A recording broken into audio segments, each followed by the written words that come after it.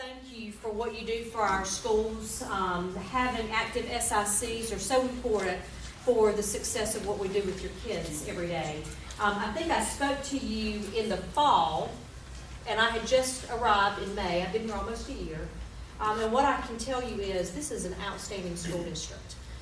We have excellent principals, excellent teachers, great kids, a supportive community, and it's a pleasure to work among such a hard-working group of folks. And you're going to see some things that have happened over the course of really the last 4 years that's really coming, we hope, moving forward for our school district. And there's been a lot of work that has gone into the capital plan that I'm going to present and the technology plan that Dr. Kokolas is going to present in just a few minutes. So let me tell you a little bit about a master plan that we have. There's a very important date coming up for our community. Does anybody know what that important date is?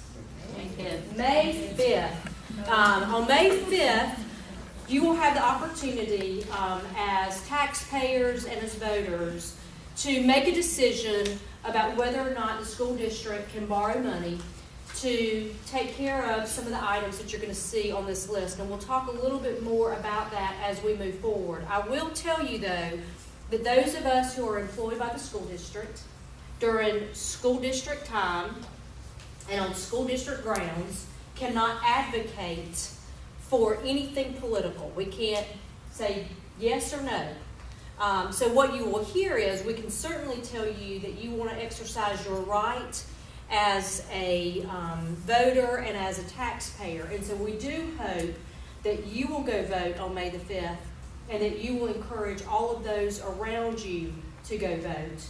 But you will not hear us say to you in what way you should vote. So what is a master plan? We have to have a long-range plan in our school district to address our buildings. We often brag about how nice our facilities are in Rock Hill. Even though we have old facilities, we've got some buildings that are 50 and 60 years old. If you walk into those buildings, they have been well maintained and they are very clean. But we have had a group of folks that have looked at our schools over the last 4 years, and we have a plan to address things that need to be taken care of. One member of the Pathfinders team, Todd Lumpkin, says, you know, every day we have 18,000 kids that walk through the doors of our schools. Think about our homes. When we buy our homes, if we don't do anything to them over 10 years or 20 years, they're going to fall apart. Well, our schools are the same way. We just have more people going in and out of them every day. So this group of Pathfinders, which was made up of some district office staff, it was made up of some administrators from all levels, it was made up of people from our county, from our city, architects, engineers, people with expertise that could help us look at where we are and what do we need to do, and then to help us prioritize our needs. They are a permanent group. It's not a group that just meets every once in a while. This group of people have been together for 4 years, and they will continue to be together because we will never, ever finish having a long-range facilities plan. We will always have one. And really what we're looking at is how can we transform our schools. We've got some newer facilities, and like I said, we've got some facilities that were built in the 1950s, and times have changed. But we've still got plumbing in some of those buildings from the 1950s and the 1960s. And it's time that we make some changes to that. So we'll share what that looks like in just a few minutes. This is actually a picture of a school that is more collaborative. And I don't know how well you can see it, but these are actually classrooms, and they have glass doors. In this particular classroom, the glass door is up, so that the children can actually come out of the classrooms and be in what you might have thought was a hallway. Or the teacher can close the glass doors like this classroom is and have it blocked off where you can't hear what's going on in the classroom. So it allows for different types of learning spaces. So where are we right now?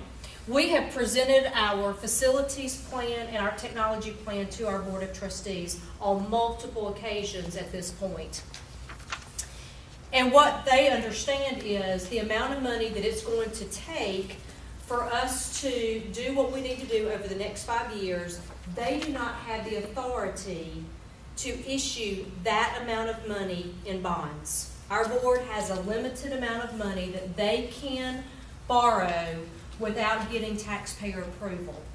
It's going to cost us $110 million to do what needs to happen over the next 5 years. And so in order for that to happen, our citizens have to say that they support it in order for us to move forward.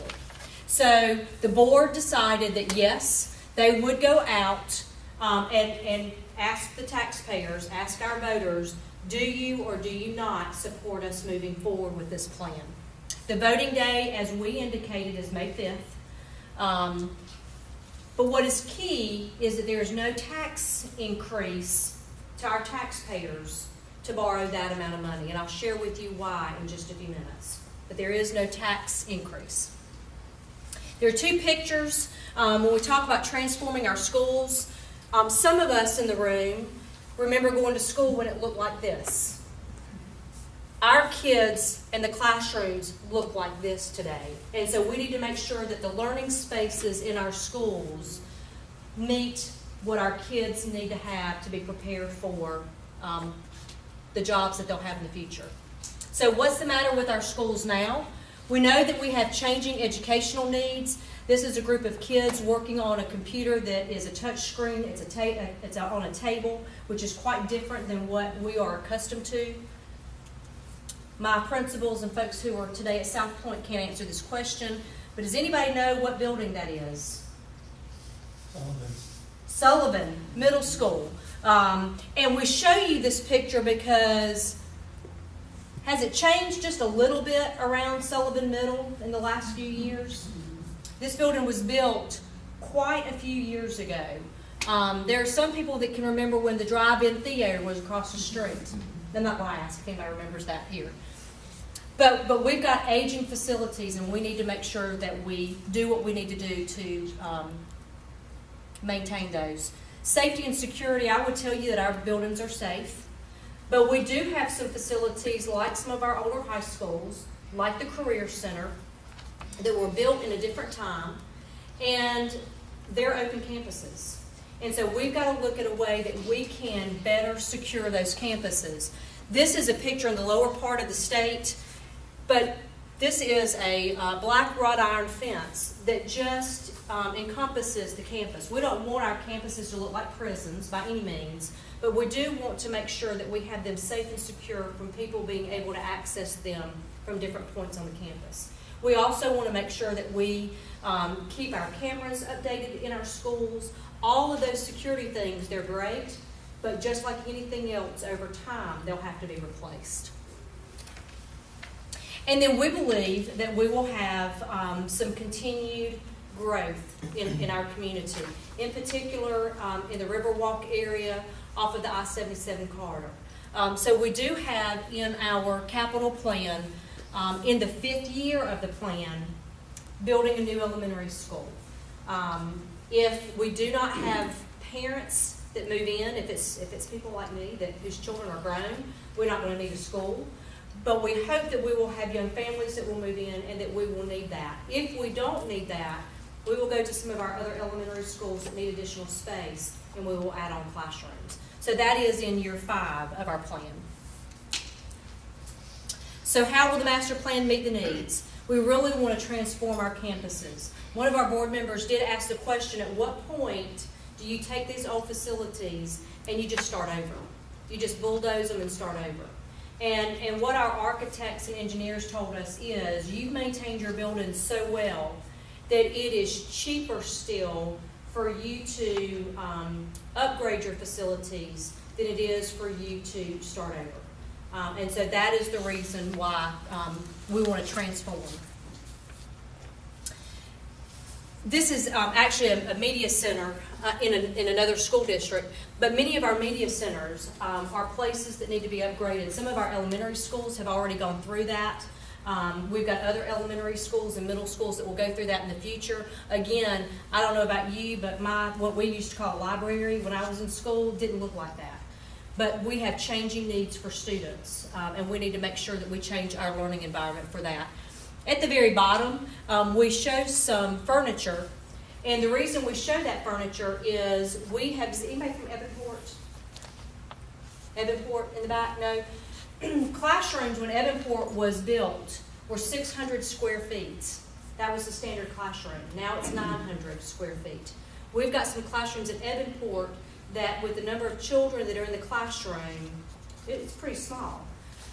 We can't make that classroom larger, but what we can do is look at the furniture in a very different way. And so we are actually piloting some furniture in the school district that looks like this.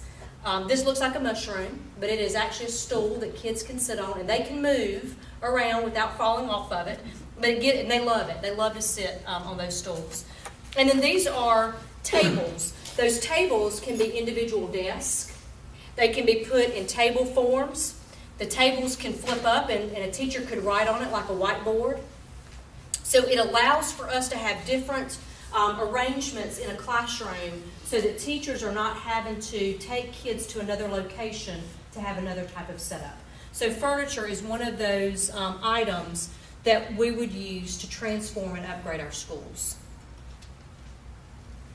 So on May 5th, on the ballot, there are going to be 6 different items, and I'll go through these.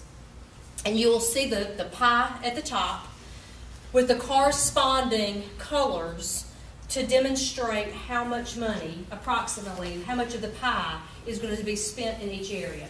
You can see the yellow piece of the pie is the largest piece. So it's going to be a little over $50 million that would be spent specifically on building renovations. Our 10 oldest elementary schools, and you'll see which elementary schools those are in just a few minutes, would have the major upgrades to them, and then 5 of our oldest secondary schools. So that's half of the money. At the top, the green is safety and energy efficiency. Again, it's allowing us to update security, video, fire, the fencing, energy efficiency retrofits, which actually will help us in our general fund because we think that we will be more energy efficient.